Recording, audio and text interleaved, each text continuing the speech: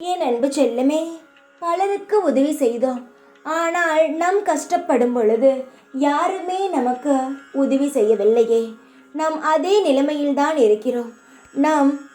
நம்மிடம் பணம் இருக்கும் பொழுது நாம் அடுத்தவர்களுக்கு தேவைப்பட்டோம்.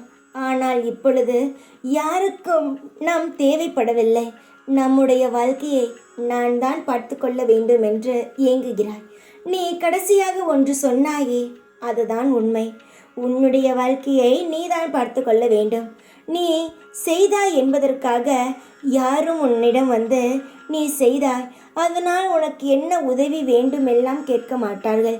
எல்லாருமே சுயநலமாகத்தான் இங்கு இருக்கிறார்கள். உனக்கு உதவி செய்தால் அவர்கள் உனக்கு உதவி செய்ய வேண்டும் என்ற அவசியமில்லை.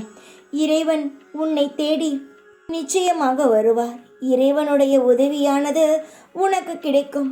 அது நீ நினைத்தவுடன் கிடைக்கவில்லை என்றாலும் உனக்கான உதவி எந்த ரூபத்தில் வேண்டுமானாலும் வரும். நிச்சயமாக வரும். நீ நினைக்கிறாய் இந்த நொடி உதவி கிடைக்க வேண்டும் என்று. சோதித்து பார்க்கிறாயா என்னை சோதித்து பார்ப்பவர்களை எனக்கு பிடிக்கவே பிடிக்காது.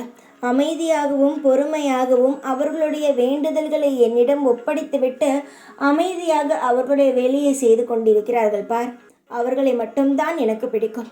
சோதித்து பார்ப்பவர்களை எனக்கு பிடிக்கவே பிடிக்காது. எனக்கு யாரையுமே சந்தேகமாக பார்ப்பது பிடிக்காது. அப்படி இருக்கும் பொழுது என்னை சந்தேகமாக பார்த்தால் எனக்கு எப்படி பிடிக்கும்? உனக்கானது உன்னிடம் வரும். யாருடைய உதவியும் உனக்கு தேவை கிடையாது. உன்னுடைய அனைத்து பாரங்களையும் என்னுடைய காலில் போடு. நான் அதை மனதில் ஏற்றுக்கொண்டு உனக்கான உதவிகளை சீக்கிரத்தில் புரிகிறேன். சந்தோஷமாக இரு. நீ வாழ்ந்தது போலும் இல்லை, இப்பொழுது கீழே தரை மட்டத்திற்கு இருப்பது போலும் இல்லை. உன் வாழ்க்கையே மாறிவிட்டது. அதனால் எல்லா விஷயங்களிலும் பயமாக இருந்து உன் வாழ்க்கையில் நீ பல சந்தோஷங்களை இழந்து விட்டாய்.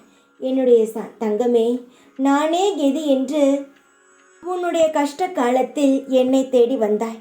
சந்தோஷமாக இருக்கும் பொழுது கூட நான் இருப்பது உனக்கு தெரியவில்லை. ஆனால் கஷ்டம் வந்தவுடன் நான் இருப்பது உன் கண்ணுக்கு தெரிந்துவிட்டது.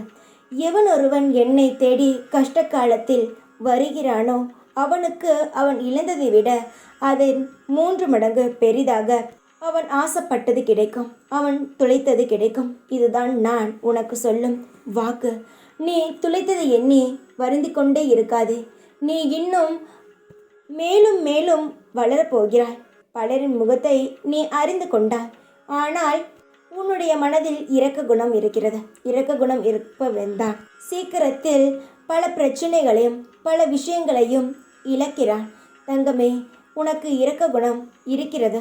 ஆனால் அது எந்த இடத்தில் இருக்க வேண்டும் என்பது இருக்கிறது. எல்லா இடத்திலும் உன் இரக்க குணத்தை காட்டி பல விஷயங்களை இழந்து விடாதே. இனியாவது சுதாரிப்பாக இரு. உனக்கு நல்லது நடக்கத்தான் போகிறது. அதை நடத்தி வைக்கத்தான் உன் வீட்டுக்கு வந்துள்ளேன். உன் இல்லத்தில்தான் இருக்கிறேன். இனி உனக்கு எந்த குறையும் இருக்காது. உன் கடமையை செய். உன் அனைத்து பிரச்சனைகளையும் உன்னிடமிருந்து விரட்டுகிறேன். கவலை இல்லாமல் இரு. எப்பொழுதும் உன் கூடவே இருப்பேன் நான்.